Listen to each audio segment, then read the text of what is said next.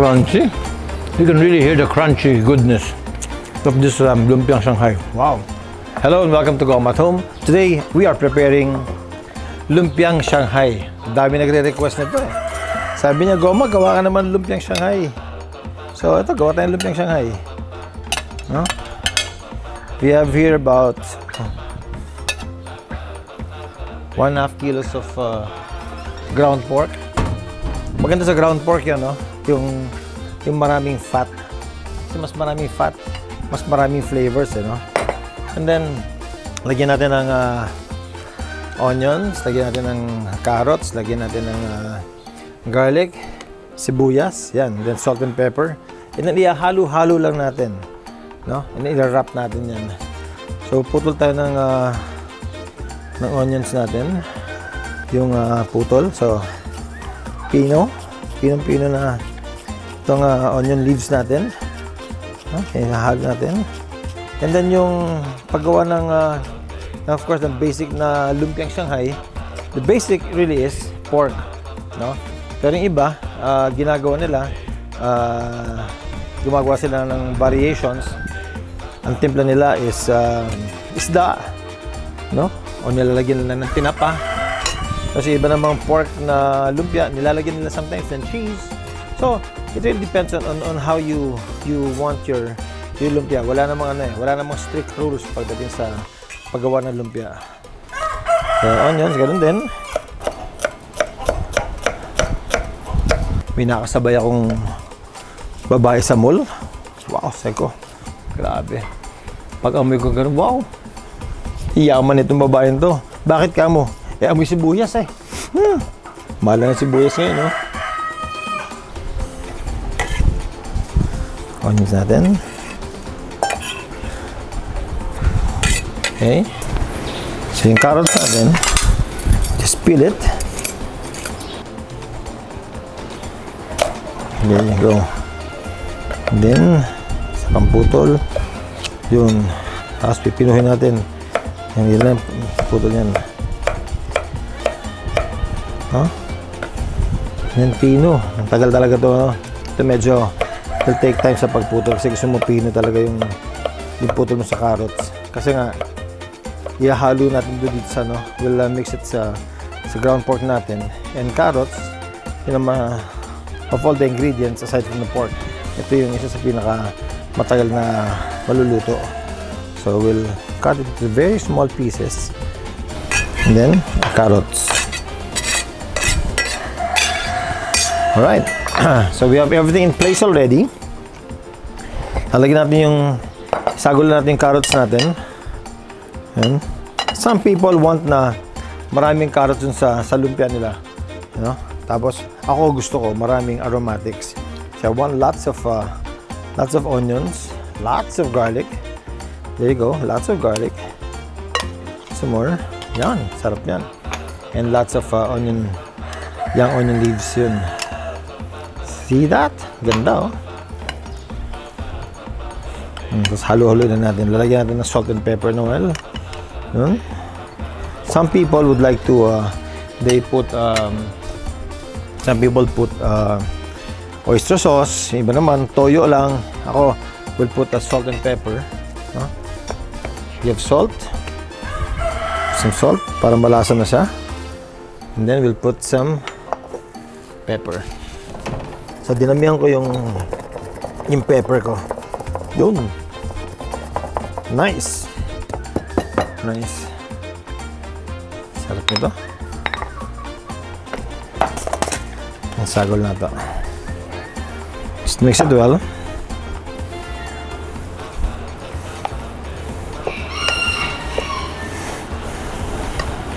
Gamitan natin ng kamay.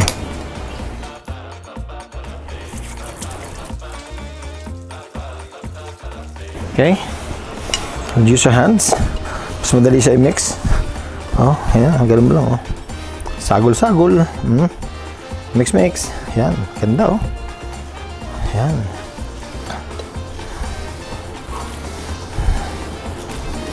Mix it for about 5 minutes. I-ready man natin yung lumpia wrapper natin. Okay? Good. So nice.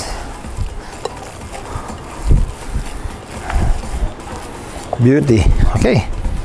Let's wash our hands again. Next is our lumpia wrapper. Okay.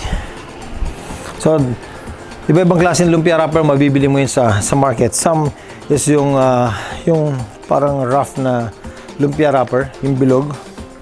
But this the available wrapper sa grocery, no? Okay. Tabi ko lang to, and then get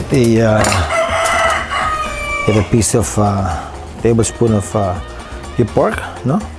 Ganun natin siya dito. Nagamitin niyo yung kamay nyo, spread niyo siya.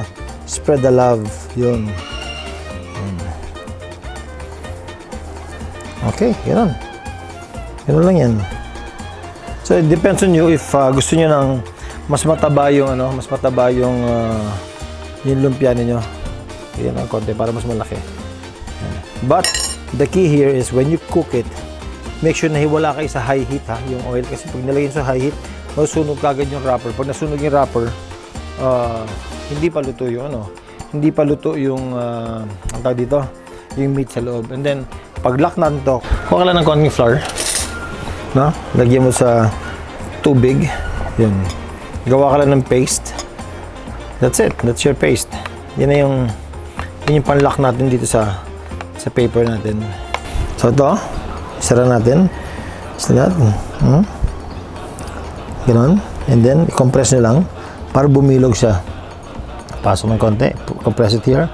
Bibilog siya. Mag-shape siya na parang bilog. Yan. So, once bilog na siya, ganyan. Tuloy-tuloy nyo lang ikot. There. Just like that. Yan na. Bilog na siya. Yun na yun. That's it. Tapos, ilalak yung dulo dito. No? Yung paste natin. Yan. That's it. Yan siya. Okay. So now, nagawa natin yung spring rolls natin. Gawin natin, magpainit na tayo ng mantika natin. Yun. So you can use any oil. So, while we're waiting for our oil to get hot, I'll get another plate. Pero, puputulin ko na to. Hatiin natin. No? Yeah, using scissors lang. Kasi syempre, well, unless you want to serve it na ganyan kalaki, pwede. Pero gusto ko, pero lang, kalahati lang. Yan, no? So, yun siya ganun. Luto na siya pag ganyan kalahati lang.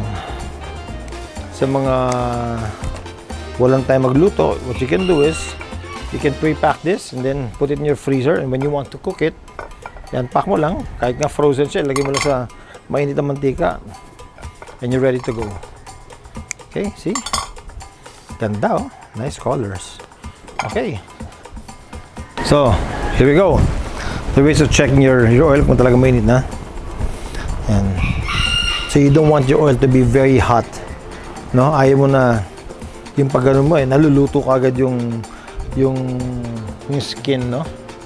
What you want is slow cooking. So here we go. Let's put them all here. And then cooking time ito, it's about mga 12 to 15 minutes. Yan. Okay? Bagsak mo lang dyan. Yan, no? Yan, tama yung kulo na, ng mantika. Yan ang tama. Yung tamang temperature niya. Yan. At sabay-sabay mo siya dyan. Hindi magdidikit yan. Yan. Okay? So we'll cook this in 2 batches. Yan.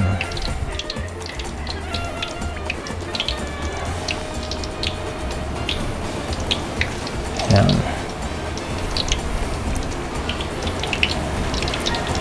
Sarap. Sarap tignan. Huh? Ganyan yung pagluto ng lumpia. Kaya nga marami ngayon, makikita nyo sa mga, kahit sa mga kanto-kanto, they really sell mga lumpia because it really sells well. No? Masarap, mura, tapos crunchy.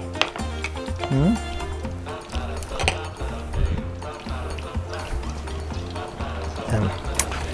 Okay, yan. That's it. And then let it cook there. Yan. Hanggang sa maging golden brown siya. Pag golden brown na siya, tapos slow cooking siya, sigurado tayo na yung pork natin sa loob, lutong-luto. Okay? Then just let it be. Let it be, let it be. Let it be, let it be. Whisper words of wisdom. Malutong na lumpiang Shanghai. Yung. Dung, dung, dung, dung. Dum, dum, dum, dum. Okay. So, 12 to 15 minutes should be ready. Okay? Check. And after 12 minutes of deep frying it, then yun, nag-brown na siya. We'll give this another 5 minutes. And then, hanguin na natin yan. Dikit ng konti. Okay. Mamaya na siya ayusin. Ganda. Medyo mabagal na siya nilutong kasi malamig yung panahon. But still, cook it lang in medium heat. Yun. And we'll cover it for another 5 minutes. And after 5 minutes, luto na yan. Let's check. Ah, wow! Beauty! Sakto pagka golden brown niya. Nice! Really nice. Okay, hanguin na natin to. Okay. Good eh.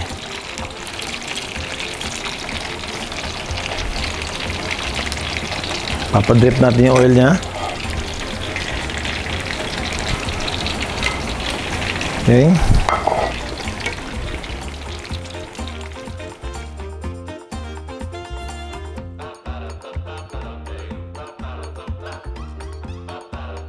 And here is our Lumpiang Shanghai. So, before we serve this, meron tayong sweet chili sauce. Yun. Banana ketchup. Or, itong tomato ketchup, pero sweet blend. Yun. Okay. Toyo lang and limoncito. Calamansi.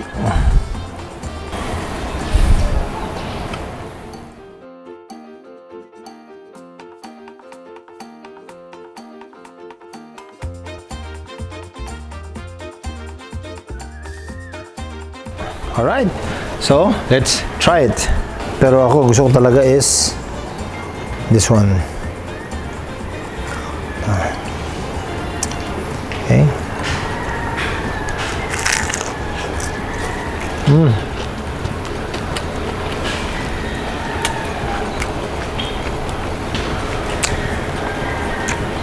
Sarap.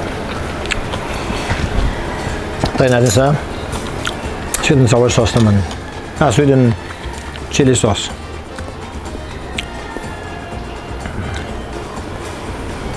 Yun.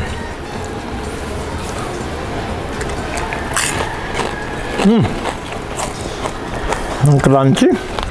Diba? Dito naman tayo sa sweet tomato sauce.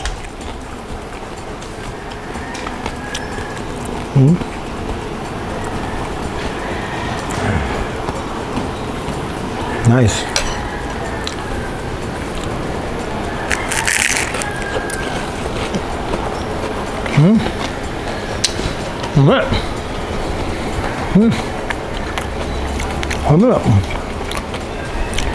Then meron siyang konting spice. The spice is coming from the pepper.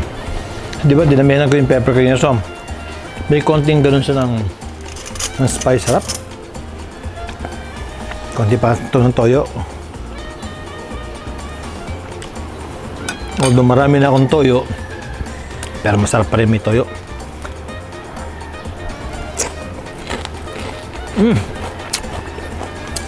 Crunchy. You can really hear the crunchy goodness of this Lumpiang Shanghai. Wow. Thank you so much for joining me right in Goma at home. Please do this in your own kitchen. Prepare this with your family. Enjoy this with your friends. Alright? This is Richard Gomez. I'll see you again next time right here in Goma at home. Bye.